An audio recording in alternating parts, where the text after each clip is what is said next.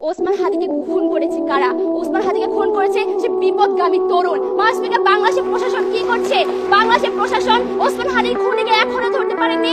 24 ঘন্টার মধ্যে সেই ওসমান হাদির খুনি প্রশাসনকে বৃদ্ধা আঙ্গুল দেখিয়ে দেশ থেকে পালিয়ে গেছে। মাসপিকার এই প্রশাসন এখনো বসে আছে। মাসপিকার ওসমান হাদি একজন প্রার্থী।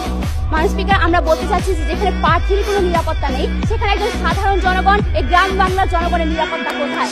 মাসপিকার আমরা বলছি প্রশাসন ও নির্বাচন ব্যবস্থাপনা নিয়ে। মাসপিকার বাংলাদেশের প্রশাসন ব্যবস্থা এতটাই মজার, বাংলাদেশের প্রশাসন ব্যবস্থা হচ্ছে জাদুকরি মঞ্চের মতো।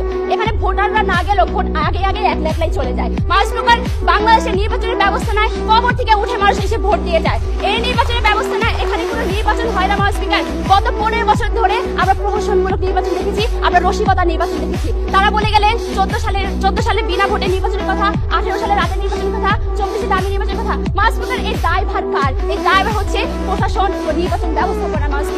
মাসপিকার এই যখন দেশের নির্বাচন ব্যবস্থাপনা এবং প্রশাসন, তখন 4 কোটি তরুণ কেন 40 কোটি তরুণও এই দেশের কোনো উন্নয়ন করতে পারবে না। মাসপিকার আজকে সরকারি দল এই 4 কোটি তরুণদের জয়গান নিয়ে যাচ্ছে।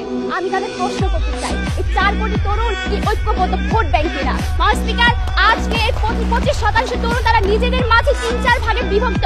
কেউ জামাত সমর্থন করে, কেউ বিএনপি সমর্থন করে, কেউ আওয়ামী লীগ সমর্থন করে, এমনকি এদের মধ্যে অনেকে আছে নির্বাচন করতে কোনো আগ্রহই নেই। সুতরাং এই ক্ষুদ্র এবং বিভক্ত গোষ্ঠীকে আপনারা কিভাবে আগামী নির্বাচনের নিয়ামক দাবি করেন তা পরিষ্কার করে দিয়ে যাবেন।